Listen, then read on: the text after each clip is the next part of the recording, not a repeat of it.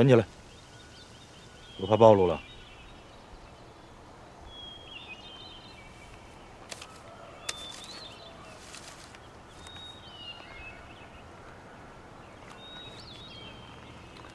对。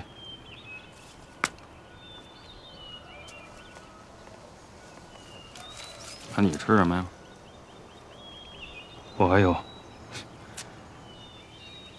你带的干粮比我们都多，怎么着，洪队长？你要出远门啊？哎，我说你这个人怎么不知道好歹啊？人家给你吃的，你不感恩不道谢，还胡乱猜疑，有劲吗？这不叫胡乱猜疑，我这叫合理推测。推测，看饿上你几天，你还有力气推测？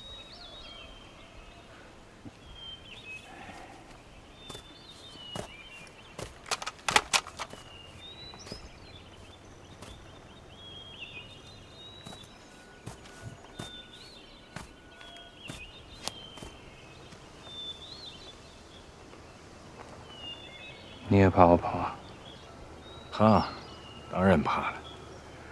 但我过来可不是因为这个，我主要是太烦他们两个了。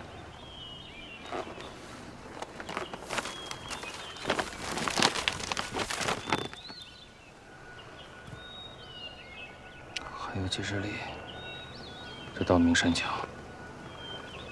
挺远的。铜鼓已经是铜墙铁壁了，不知道海波山鬼子给咱们准备了什么呀？铜墙铁壁就说明这里头有事儿，进去就知道。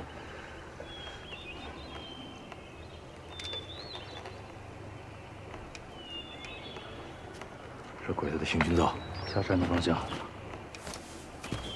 这条路不能走了，绕山路。队长，我们对地形不熟悉，我建议不要轻易改变行军路线。我过去，把鬼子引开。不行，洪队长，你一个人去不合适吧？我跟着，你总该放心了吧？那我就更不放心了。你选。我服从你的命令。徐队长，让我跟洪队长去吧。就这么办。走。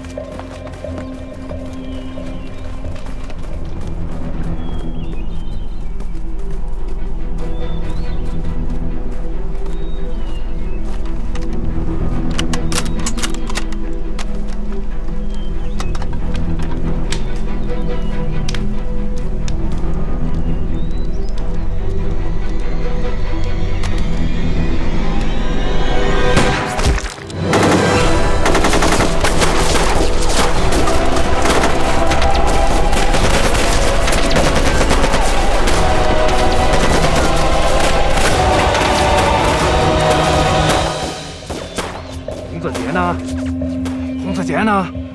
我们看不见他了。我能看见。那你可把他盯紧了，他要是借着这个机会跑了，你跟我回去可都交不了差。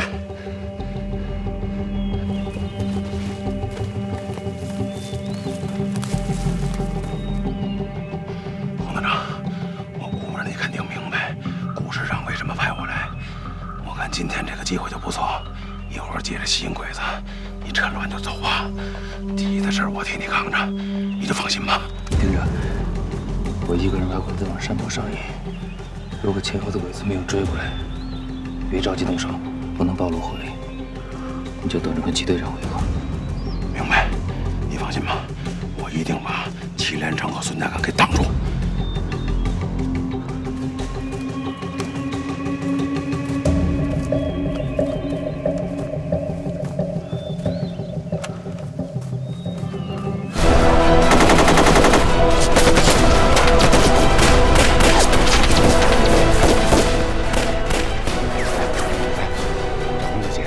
看不见洪子杰了，还在我的射程里。那你就开枪啊！这他跑远了可就来不及了。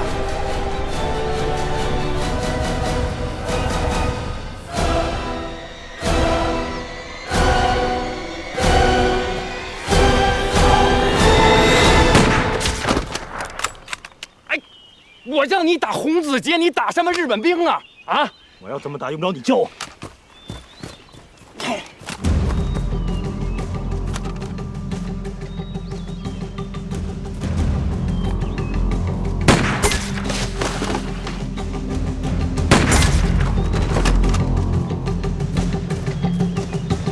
我死了，死开！金队长，我不知道你是怎么想的啊！我让你打死洪子杰，你不但……他只要没跑，就是我兄弟。看他要真跑了，你怎么教他？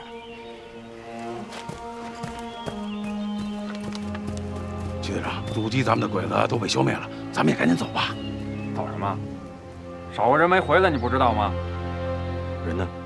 啊，洪队长啊，他刚才跟我说，他把阻击的鬼子吸引到那边的山坡，然后他从那边山下跟咱们会合。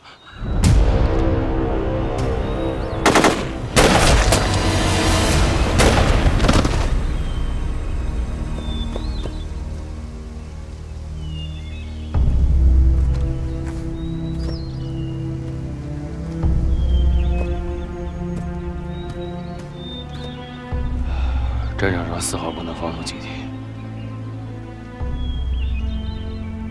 下山。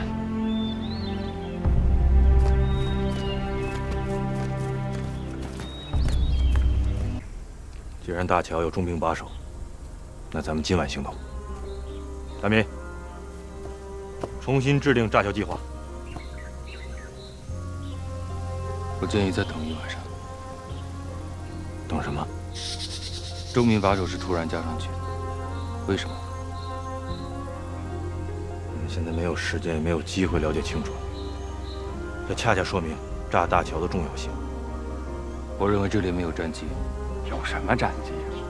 能炸就炸，不能炸赶紧撤。相信我。再等一晚。今天夜里轮流盯住大桥。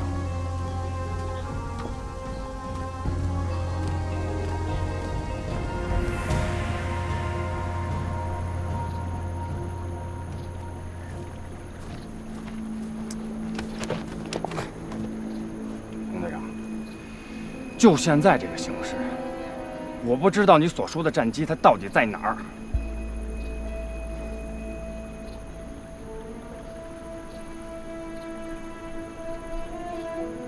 说实话，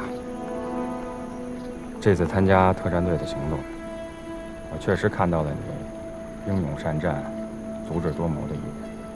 如果不是因为你的身份，你做的这些决定，我相信我会支持的。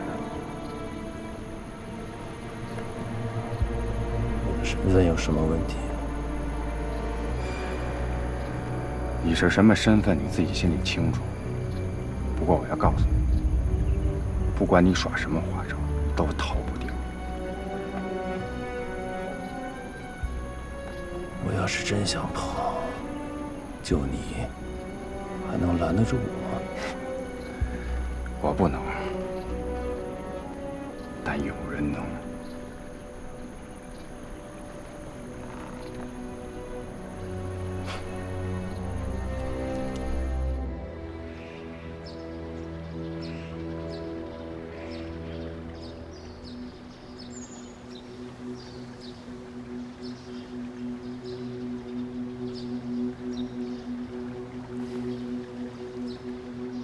我都不知道你们在这儿等什么，那炸不了就走呗。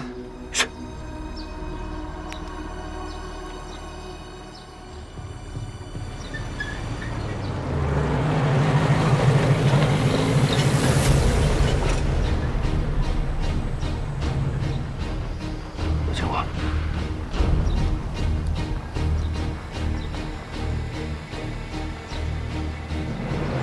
吉さん、考えいたします。ご苦労さん。はい。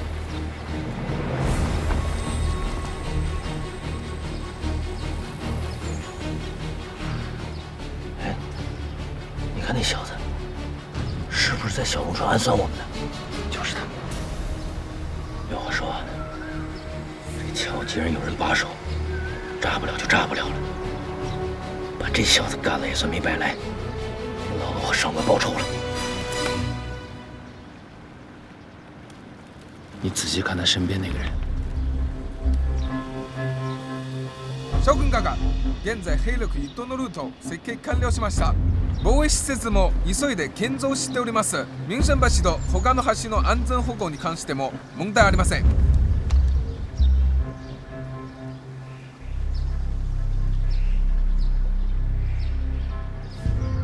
这么大官儿，是个将军。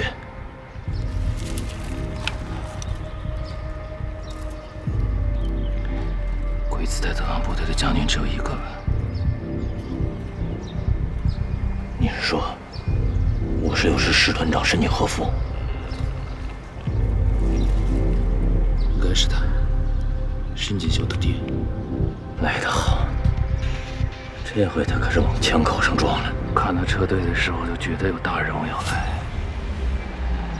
没想到真让我给等到了。这一枪跟申锦绣、申江老张一起算了。必须万无一失啊！机会只有一次。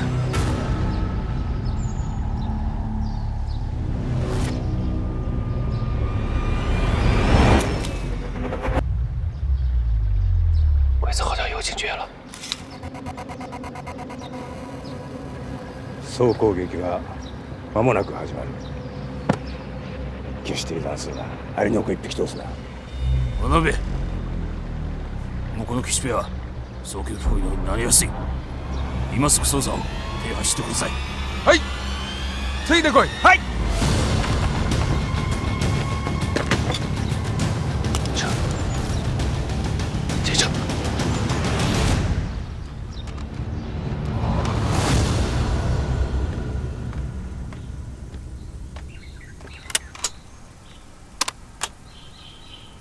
这么好的机会，太可惜了。不是，我说你们两个想什么呢？啊，这要是鬼子这么重要的一个人物让你们俩给杀了，这简直是天方夜谭。这我觉得，咱们应该考虑一下回去的事儿，啊。等了这么久，等到这条道。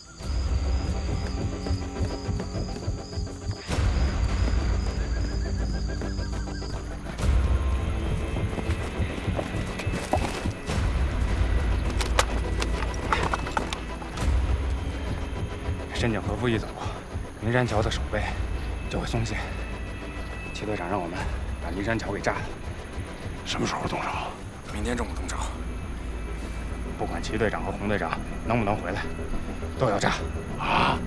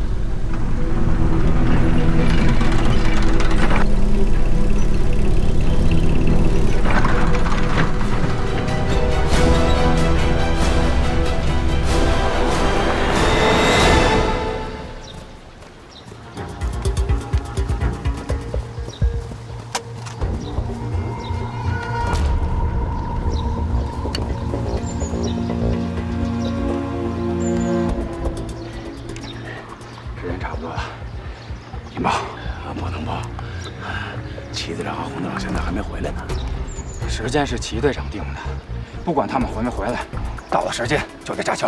不能报，现在一报，齐队长和洪队长就永远都回不来了。哎，我说你打过仗吗？你有点战场上的常识行不行？这边的桥一爆，啊，附近的鬼子都会包围上来，那不等于是把齐队长和胡队长堵在鬼子的包围圈里了吗？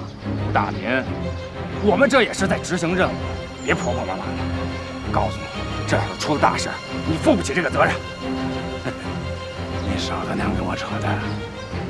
我可不像你们军统这些个无情无义的王八蛋。总之今天他们俩不回来，这桥啊绝对不炸。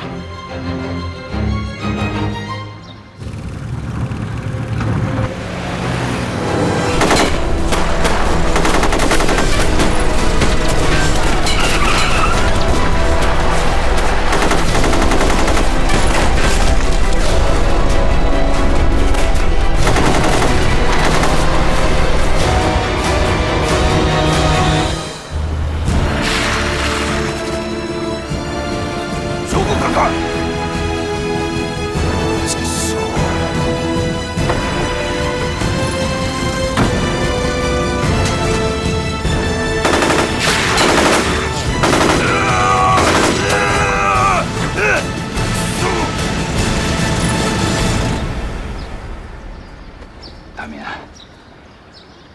你不是一直希望洪子杰跑吗？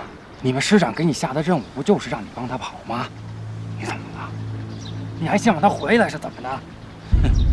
没错，我是盼着洪队长跑，可那是我不愿意看他落在你们这些混蛋的手里，跟我们顾师长没有半点关系。你别血口喷人。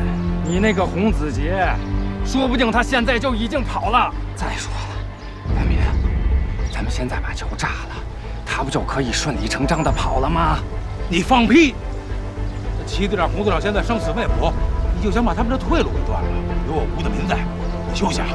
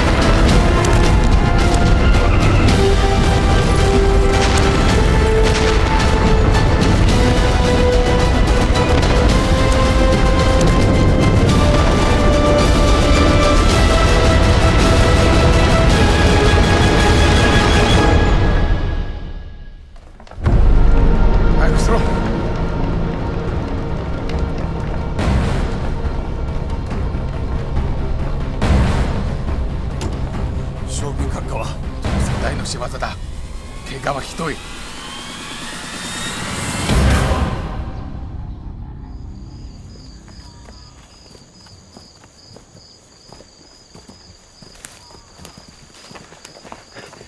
齐队长，齐队长，你看，咱们也没吃饭，又走了这么远的山路，再说，已经走出鬼子的地盘了，您看咱们能不能歇会儿啊？确实还有挺远的路呢。好吧，那今天就好好睡一觉，不走夜路了。明天天亮再出发。德明，我这还有点饼干要吗？不要了，我现在提起压缩饼干这4个字都反胃。那我去挖点野菜，凑合吃点。好，太好了。哎，龚队长，那我跟你一起去吧。怎么着？还担心人家会跑啊？啊，不是，我是真心想帮洪队长挖野菜。走啊！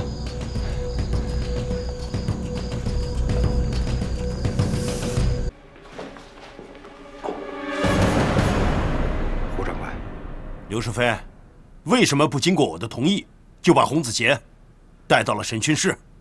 什么意思？胡长官，实在对不起您。局座对秘密电文泄露一事，让我们限期侦破。可是现在，祁连城已经排除了嫌疑，可是我们还是找不到头绪。所以只能从洪子杰下手了。是这样啊？那好吧，我亲自审。胡长官，实在对不起您，刚才我已经请示了局座，局座的意思是不用审洪子杰。不审？就用您的办法，严刑逼供，继续折磨他。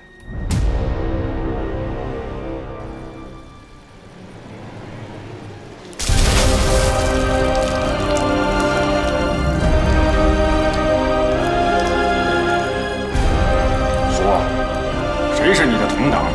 谁是八一？谁帮你传递的情报？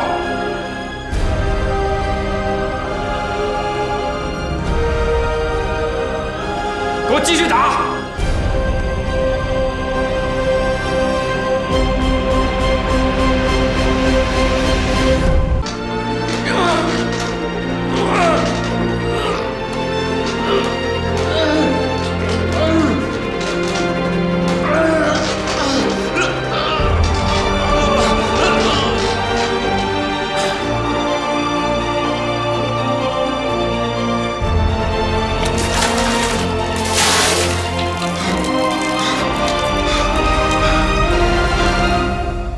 你真的申请离开医院了？怎么都不跟我说一声呢？怎么了？还不舍得我出院了？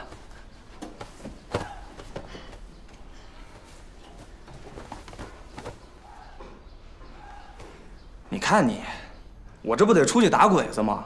这天天把我困在病房里，算怎么回事？再说了，我就是出院，我又不是离开育儿室，这想见我天天都能见。真的啊？真的。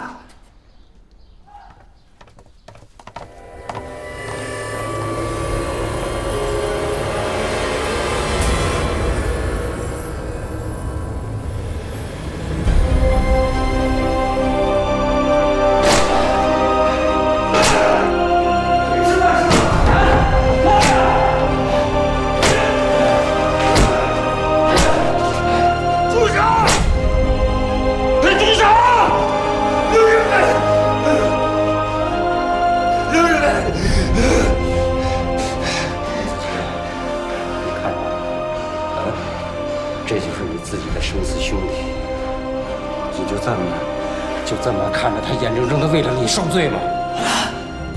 什么都别说，你就看他死吗？我愿意。你把他放了，从你手下从我嘴里得了你想要的。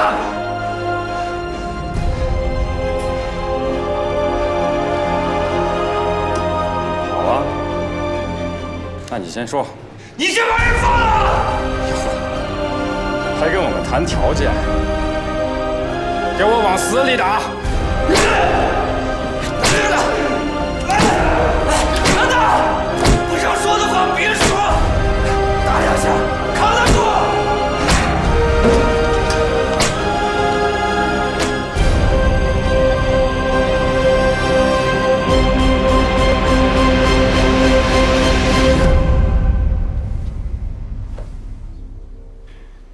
祁连长，你怎么也不坚定了呢？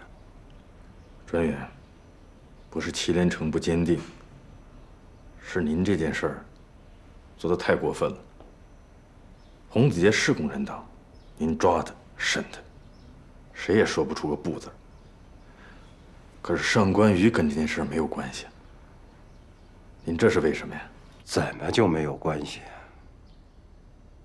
这个上官宇跟洪子杰的关系，我想你也知道吧？他们俩在一起这么多年了，这里边到底有什么事儿，你知道吗？如果我不把上官宇抓起来的话，我不审审他，我怎么能够知道他们到底是不是共产党啊？专员，那我跟洪子杰的关系也不一般呢。您不会是想把我也抓起来吧？祁连长，你这不是在我这儿有点胡搅蛮缠吗？啊，我把洪子杰抓起来，这上官宇第一个就蹦出来了，他还组织20多个人在我这示威，这什么意思？啊？他就算是不是共产党，那最起码也是个亲共分子吧？按照专员的意思，那次示威游行的有20几个人，您都抓起来，还有，您来岳二师调查洪子杰的身份，全师上下1万多名官兵，都表示不满。您不会把他们都抓起来吧？那你觉得这件事情应该怎么办呢？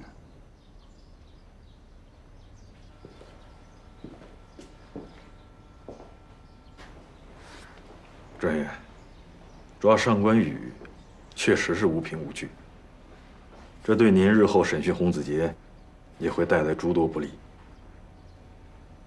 不如把他放了吧。那如果要是调查出来，他真是个共产党呢？还是那句话，到时候我会亲手把他抓起来。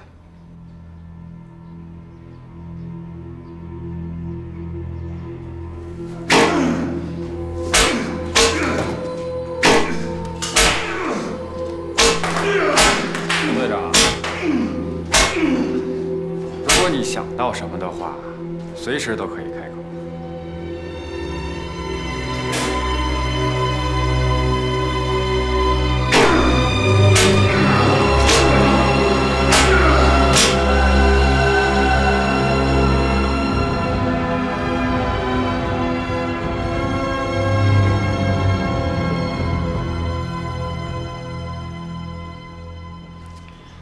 有事儿啊？让你的人别再打洪子杰了。这事儿跟你有什么关系啊？有，你们不是在找他的同党吗？你知道是谁啊？我是。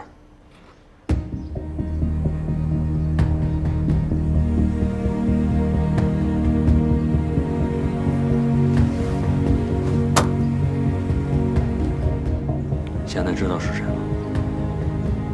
别让你的人再折磨他。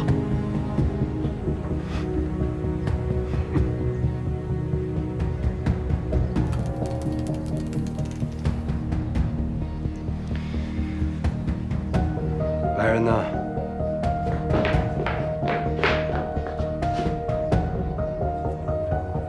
你跟他们下去吧。长官，请。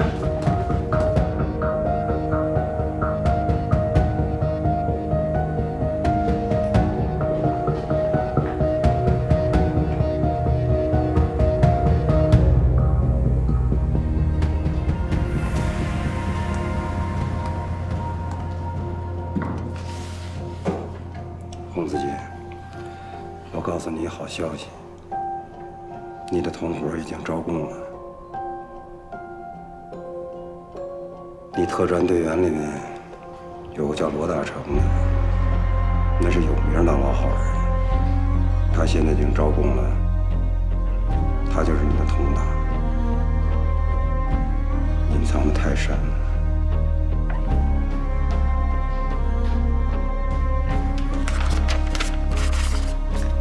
我想，这可能都是为了你吧。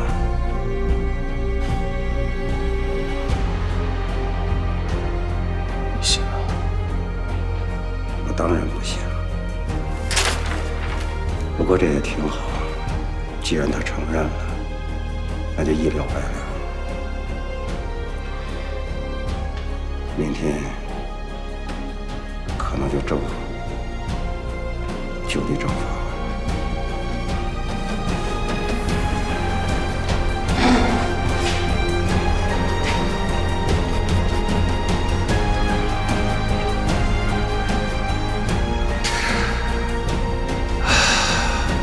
挺好的，毙了吧。但是也得是，不是也得是。就像你说的，这案子就一了百了了。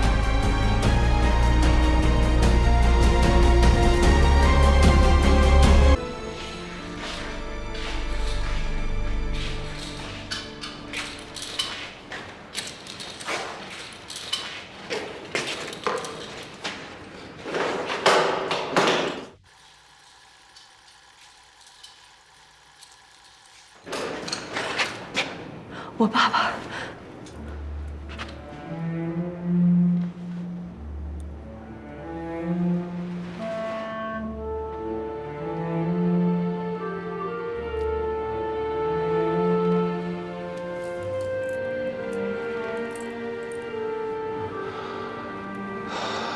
来晚了，还是把你连累了。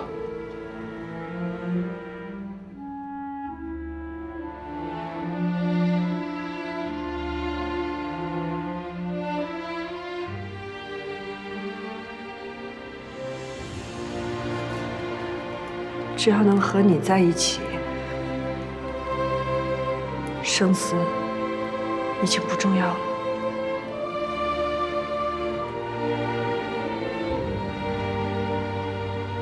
还记得当年我们是怎么认识的吗？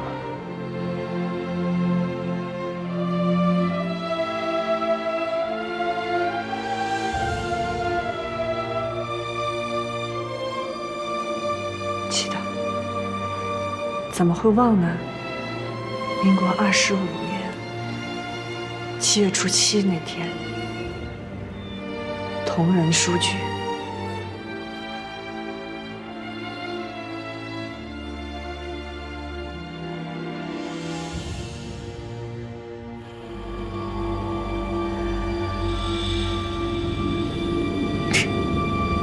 爱情，居然是他妈的狗屁爱情！有时候我真想回到过去呀。我第一眼见到你的时候，就在想这辈子都跟你生活在一起，多好。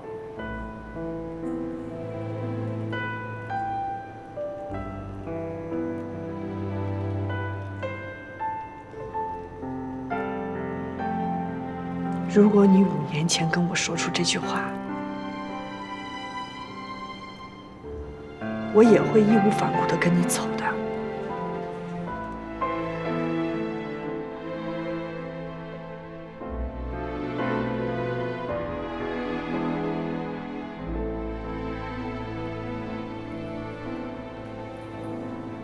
我一直想说，可是我不敢说。我怕辜负了你。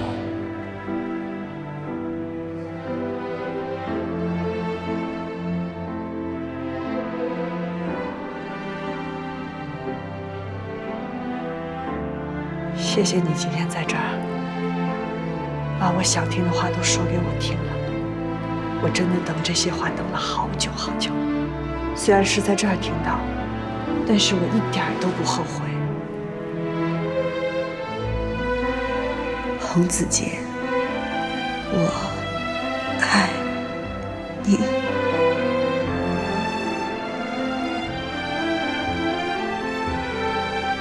我知道还有一句话，你也等了很久。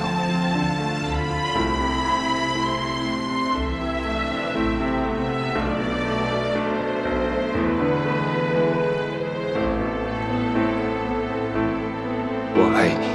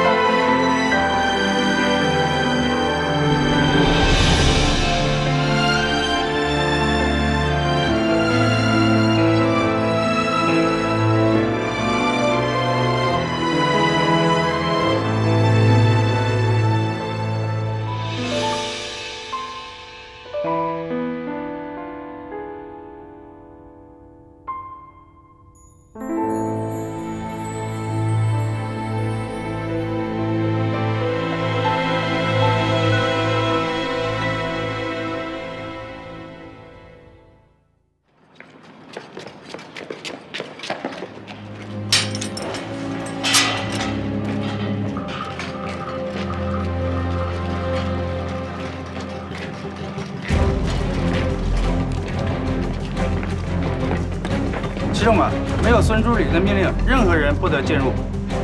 这个规矩改了，从现在开始，没有我的命令，谁也不许进入。按照之前的部署，各自警戒。是。打开。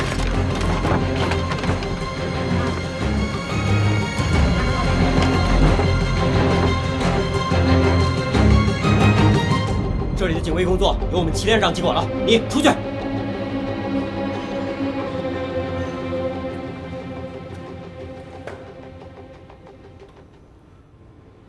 我来是告诉你，从现在开始，你的警卫工作由我接手。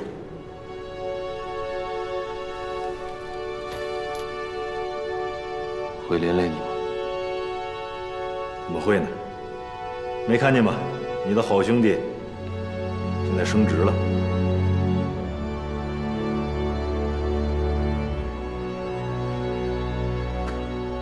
哦，对了，忘了跟你说声谢谢。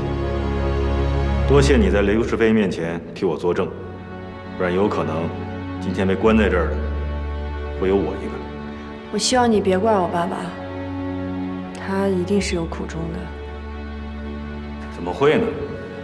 胡长官他大公无私，连对你都不肯手下留情，对我有怀疑，那也是很正常的事情。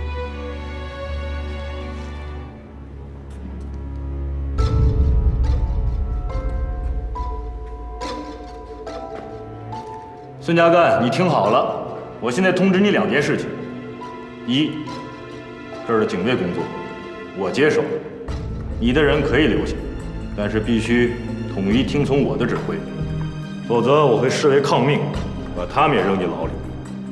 2，在育儿室审问必须光明正大，你的那些把戏最好给我收起来。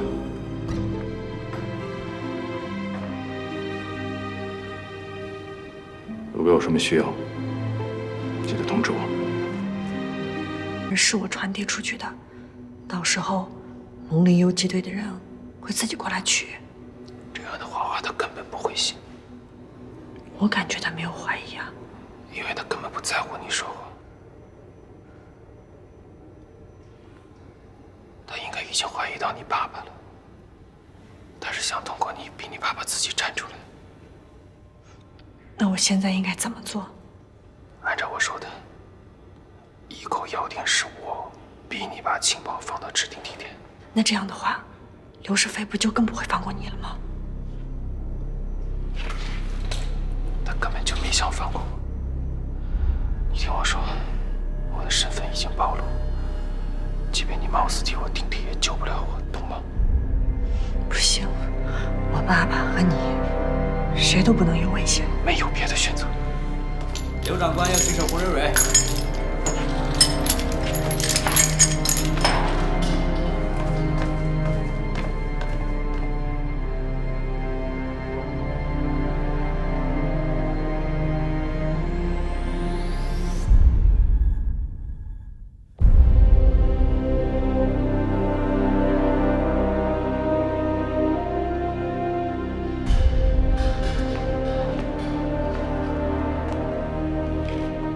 如果你想起什么了，可以随时砍我，或许胡蕊蕊还能少受些罪。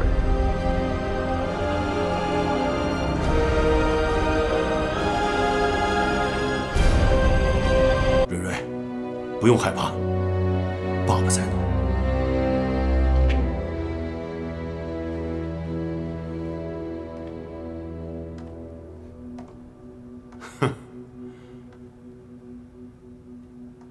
刘世飞呀，再动我女儿一下，现在就一枪打死你！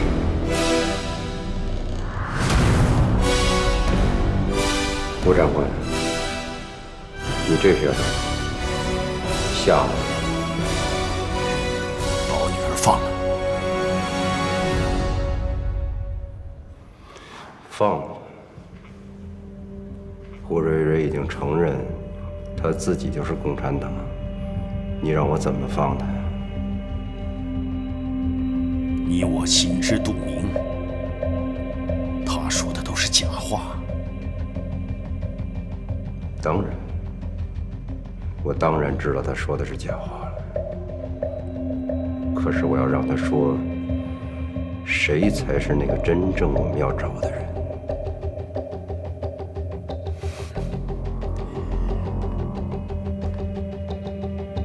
你不是就想要找到谁是八一吗？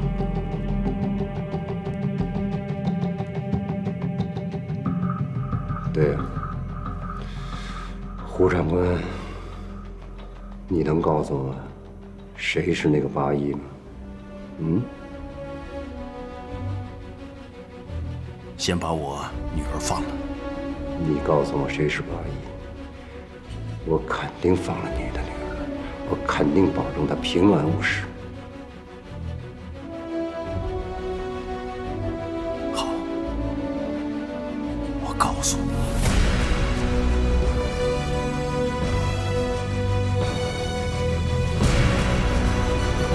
这个八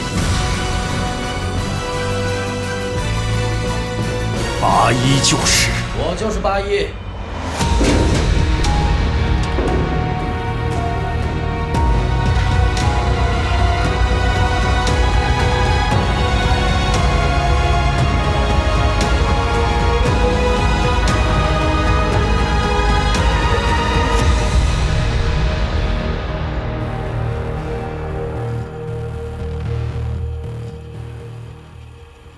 你沉默了这么久，怎么今天突然想跟我说来？我不想我的恋人再因为我受到牵连。你的恋人，其实你心里很明白，我们真正怀疑的不是胡瑞瑞。我知道，是胡为民。聪明。那好，你今天是不是可以给我一个明确的答案了？问吧。胡为民是不是八一？我说了，我才是八一。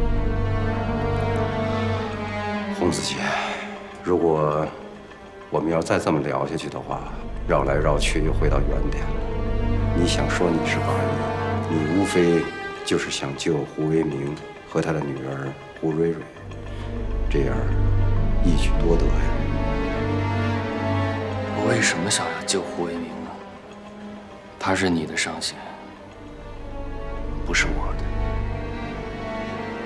我是共产党。如果你们怀疑胡为民，可以把他抓起来，让他享受跟我一样的待遇。我看到你们自相残杀，多热闹！我何苦要为一个军统的特务分子来牺牲我自己？我这么做，就是让你放了胡蕊蕊。洪子杰呀，你是共产党，脱离共产党，并且说你做的所有的这一切都是共产党胁迫你做的，就这么简单。你做得到吗？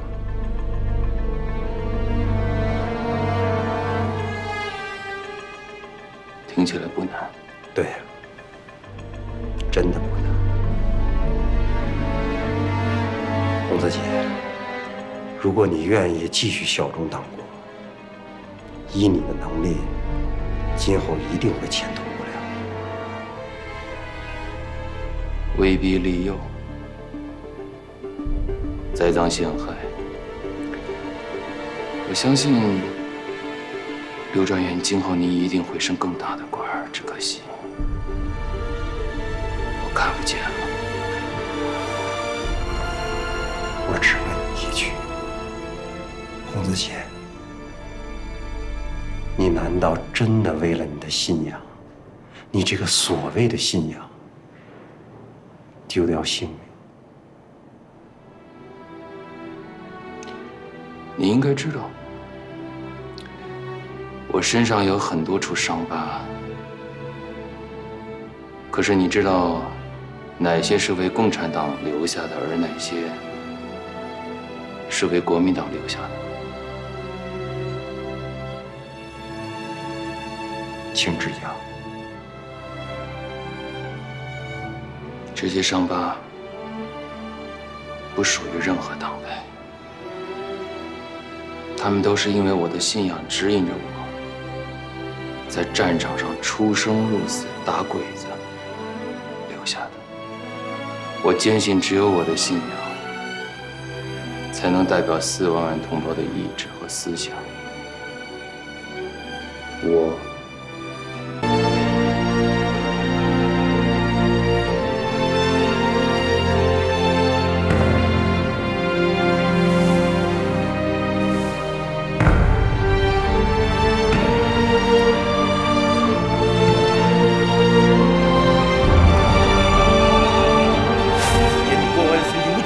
铁石心肠。改变决定了？我救过你，所以你改变决定了？这事儿不能你一人说了算。欢迎你正式加入合唱队。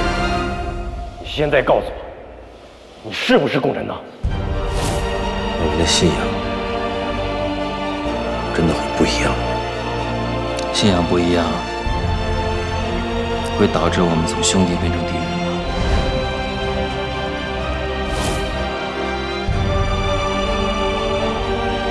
祁连成从穿上这身军装起，就绝对不会做出背叛党国的事情。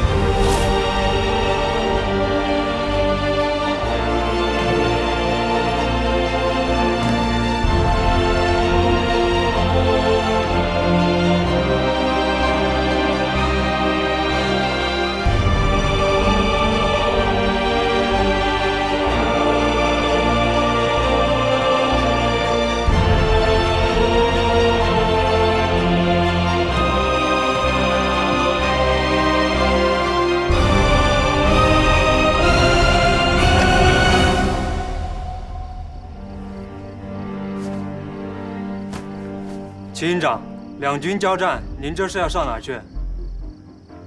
洪子杰换了看押使，为什么我不知道？这是专员的命令，怕有人趁乱放跑了洪子杰，尤其叮嘱了您祁营长绝不可以接近洪子杰。这是我警卫营的事情，刘专员管得太宽了吧？命令是师部和专员一起下达的，不信你可以问问你的弟兄。营长，确实是这样。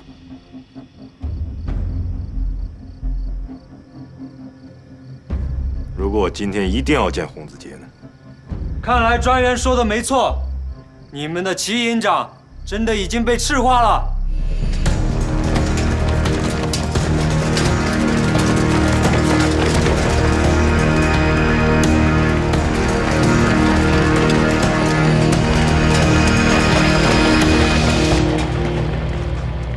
营长，今天你救不了人，您身为长官，别让我们为难。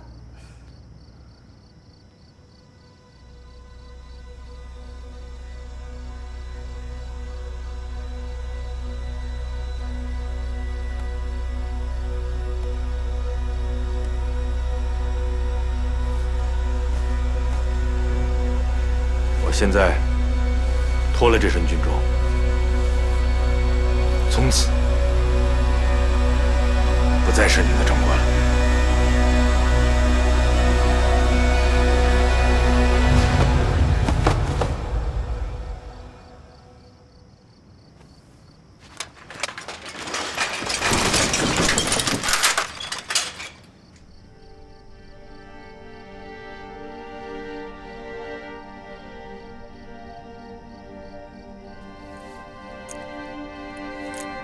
这把枪是战场杀敌用的，我不能拿它对着自己的兄弟。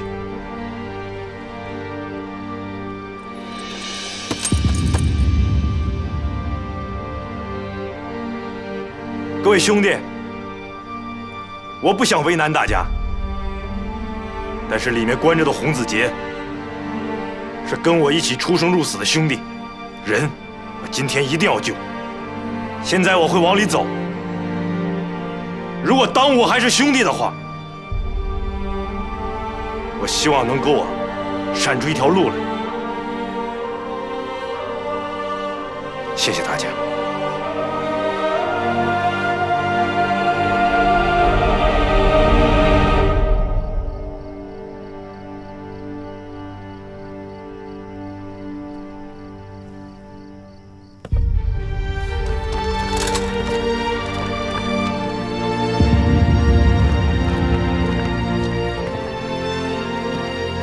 营长，你快回去吧，今天你救不了人，你快回去吧。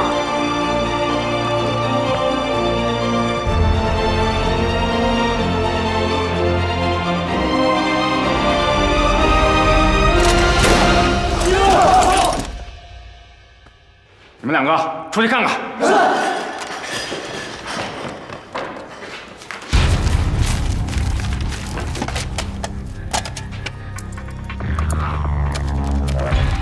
大东，你想造反吗？没看到秦长已发了枪，要是再敢动枪，就别跟老子不客气。跟我秦长的兵，跟我走！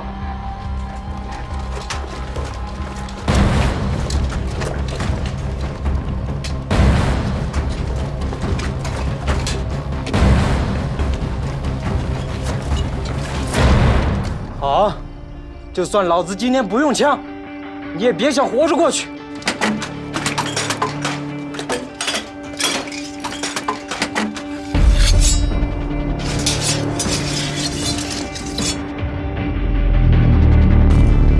秦长，我也只能帮你到这儿。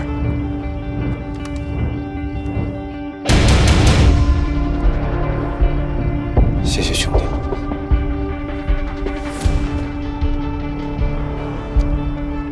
我们走。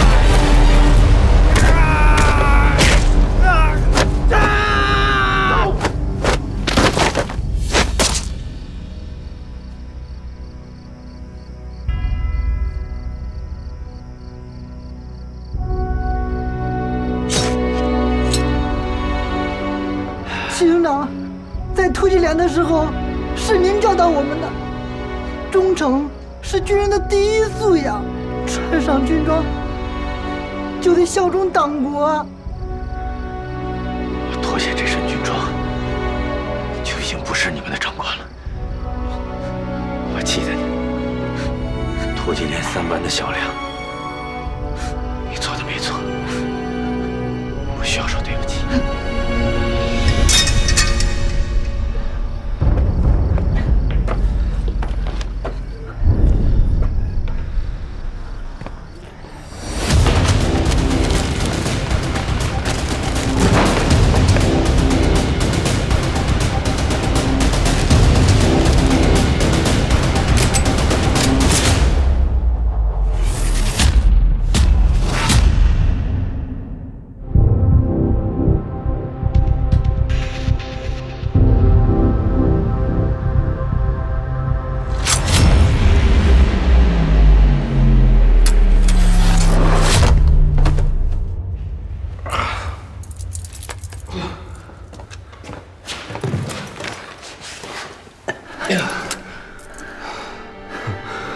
一直想要找我的人，最后救了我。咱们能走出院士，你才真的被救了。走。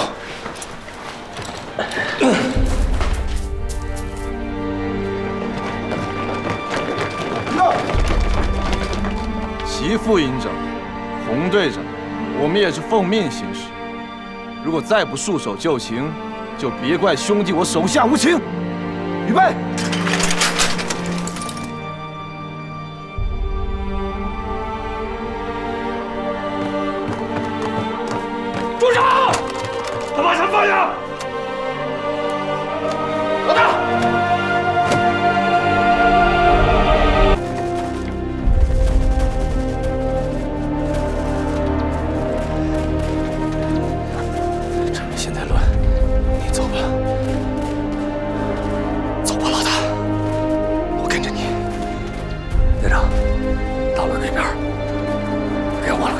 事儿。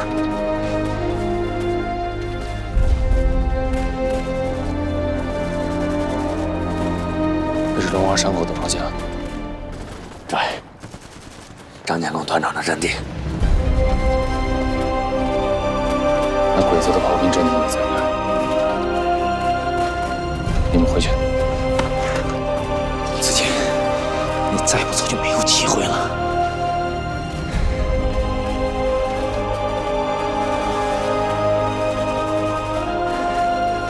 你们两个怎么想的？我是已经出院了。队长，这应该是咱们最后一次任务了吧？也不带上我们。小姐，你伤怎么样？从我们救你开始，